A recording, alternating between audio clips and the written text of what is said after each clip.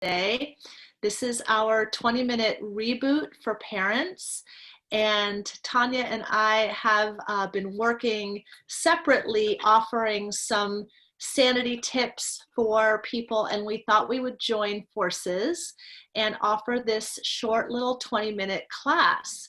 And one of the things that both of us are noticing is that parents are having a particularly difficult time responding to the challenges of quarantine and working from home and trying to support their children and doing their schooling from home.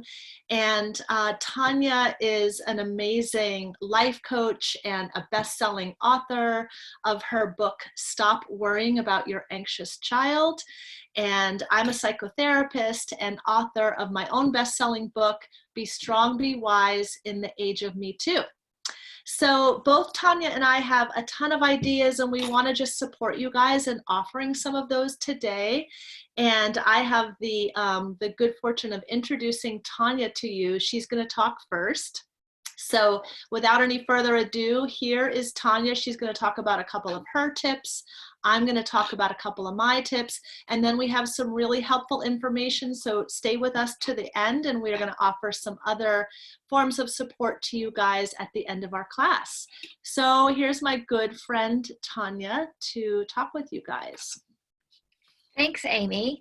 So yeah, like Amy said, we both work in this area. We both support parents as part of our job, and we're friends. So as friends, we have been chatting about what are you seeing, what am I seeing, and as we were talking, that's sort of how this came together. We were like, we're both seeing a lot of the same things, and what we were seeing is this situation, the social distancing, the sudden change in how we all are having to manage our entire lives, really, our work, our school, dealing with our spouses who are also home. It has been challenging. It's been overwhelming. And I had a realization just last night when I was walking the dog that a lot of the emails I'm getting are saying things like, use this pause. And I realized last night as I was walking the dog that really annoys me, because this has not been a pause for most of us. It has been like more challenging than usual. We're doing more. We have less time. We've got more people at home. We've got more meals that we have to plan, all of this stuff that we're doing. So it's definitely not a pause. And what both Amy and I agreed when we were talking about it was people are going into kind of a fight, flight, or freeze mode is what we're seeing. People are getting truly panicked to the point where they are either, the fight is coming out with anger and lashing out and irritability with their kids, with their husband. The freeze, we're seeing people who are just like paralyzed. I don't know what to do, so I can't do anything. Obviously, the flight is, I'm just going to sit and watch Netflix and ignore everything for, 24 straight hours. And I actually have had clients who said, I'm sorry if I feel tired because I was up till 4 watching Netflix this morning. So we're seeing all of it. And if you're feeling any of this, I just share that because it's normal, it's common, you're not alone. Everybody's feeling this and doing these same things. So we just wanted to share a couple of quick things that can help. And they're super quick and easy. We both wrote whole books, so we could go on and on, but we wanted to be really focused today and give you just some quick things. So the first quick thing that I'm saying to my clients when they tell me, I've been up till 4 watching Netflix is, and this is so cliche, I tell my daughter, because I have an anxious child, that's how I wrote my book, and she is totally against this too. So if your first reaction as I say these words is, oh no, again, common, I hear it all the time, but just bear with me. You need to breathe. I know it's a cliche. I know we don't like to, it just sounds like, oh yeah, breathe.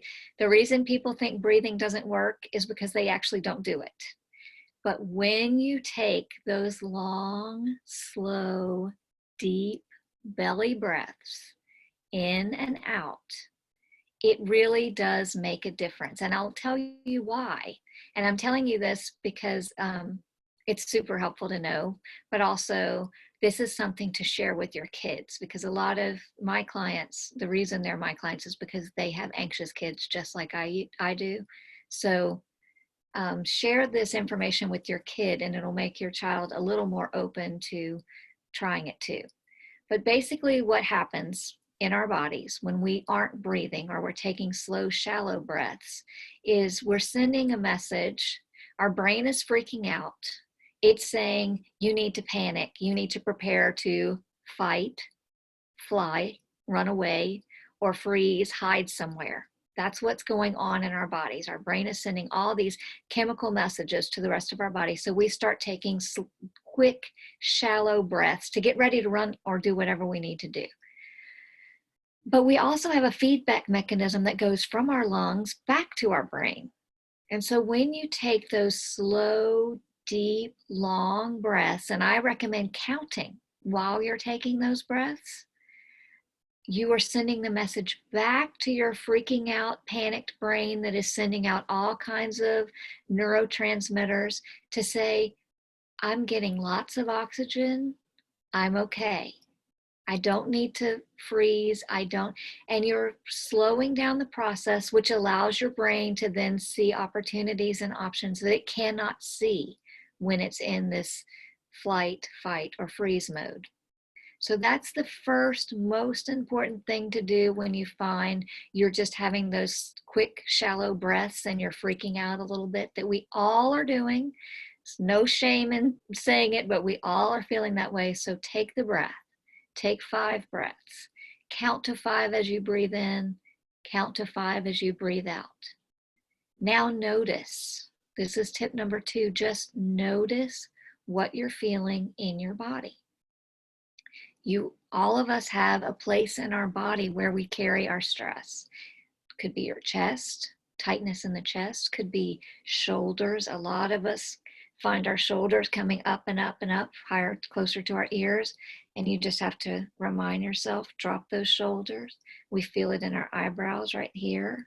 We tighten our jaw.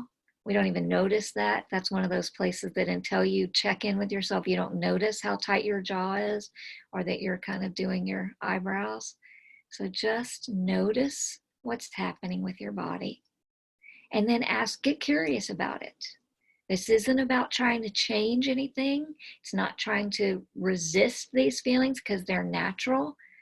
And what we do tend to do instead of noticing is we tend to distract ourselves with Netflix, with food, with whatever we can come across. And instead of distracting ourselves, there's some real power in noticing what's going on. So find that where you're carrying those feelings, ask yourself some questions. How big is it?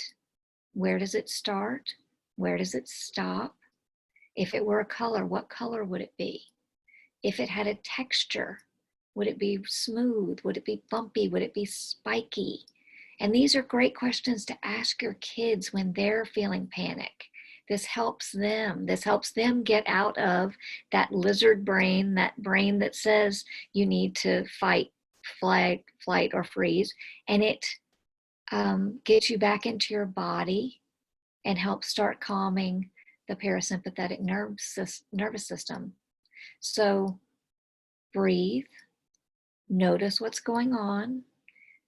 You don't need to change anything. If we notice our feelings and just pay attention to them, they tend to go through us and move the way they're supposed to do. It's the distraction that tends to cause us problems, or the avoiding. So those are my quick 2 tips. And now I want to turn it over to Amy so she has time to share hers, which I personally have learned a lot from, because we've done this once or twice to practice. And she didn't say all the awesome things that she does, but she is an amazing coach, helps people who've been through trauma. She helps educate our young people about avoiding sexual assaults. So she's got some amazing stuff, and I will not keep going on and on like I could and just turn it over to her. Thank you so much, Tonya. And it's been really lovely to work with Tonya and to learn from her as well. And I even notice every time we've practiced and talked about these tips that we both came up with, that when Tonya talks about her tips, I just feel calm. I love watching her talk anyway, because she's so warm and friendly, and really cares about what she teaches. So I notice that even without going into the timing of the breath, just hearing her talk about it, I feel calm. So, and one of the things that both of us feel strongly about and we work with our clients on is this idea that what we resist persists. And Tonya spoke about that with her discussion of distractions and Netflix and the things that we all do to avoid feeling. But I love the way that she pointed out riding the feelings, or really noticing them, talking about them, and working with them. And I think that's something that both of us have done a lot with our clients, is, really encouraging people to feel it. Because when we don't feel it, or when we resist it, that's when the feelings grow. So, and this is definitely, I call it riding the surfboard. Like, the feelings are the tidal wave, and the tools that we develop that we're trying to offer today are like the surfboard that helps us ride the waves. And it's so empowering for our kids to get some of those tools now. So even though our kind of current crisis is causing us to have to look at things differently, it's also an invitation to empower ourselves in new ways and to work with our kids in new ways. So I love that Tonya talks about the lizard brain, or the limbic brain, that part of our, I call it the trauma brain. It's where we go into that fight or flight. And I want to kind of hinge on her talk and offer another tip that is also about kind of centering in the body, calming down the autonomic nervous system, and really empowering ourselves to deepen our self-knowledge. So I call it looking for your mirrors, and I've been talking about this a lot recently. But mirrors are the people, places, and things that remind us of who we are at the core. So a lot of people are, for example, talking about old family vacations, or taking out the family photo albums to be able to look at the places and the people that families have experienced with each other, that they can then talk about and remember funny stories along the way, remember funny anecdotes about each family member. So that is a form of mirroring. And, I equate it with even the small, tiny things that we don't think of as being mirrors. But in this time of quarantine, where our lives have become so constricted, we really need to find some of those more mundane or overlooked daily mirrors. And they could be, for example, here in Maine, where spring is very long in coming, we're just starting to see crocuses. And in my neck of the woods, when the crocuses come out, you literally can feel, and people will talk about it and take pictures of crocuses, and it's kind of like the community mirror. But it also, of course, is a personal mirror as well. So there are probably aspects of nature, or even certain places in your home, certain places where you might like to sit more than others, certain places in your daily walks outside that have become like mirrors. When you look at that particular stretch of trees, or that particular corner where maybe you've been driving by every day, but now you're kind of stopping on your walks and just noticing things differently, to really claim those places as mirrors that can help to remind you of the stability of your own life, and the people, places, and things that are kind of your cornerstone, your foundation. So the other kind of secondary tip that also has to do with mirrors is about our personal gifts. And I really, you know, I think that this is such an opportune time, and both Tonya and I are talking about how to take the challenge and just tweak it a little bit to make it more workable for you and your kids. And another aspect of mirroring is to be able to really lay claim to the personal gifts that you possess and that every person in your family possesses. And this is certainly true of our children. So I'll give an example, and this is from a client of mine. So she has a daughter that is super socially gregarious and just would be out and about with her friends every hour of the day if she could. And so of course her daughter is having a particularly hard time with the social distancing. So what they've done as a family is they've had conversations about how do you take that gift, right? Her social acumen is a gift, right? How does she take that gift and use it to sustain her in this time of being more isolated? So she's taken to writing personal little love letters to her friends and popping them in the mail, or doing particular, you know, inspiring quotes on her social media page. She's organized online games with her friends. And all of it is a way of taking her social self and supporting her friendships within that.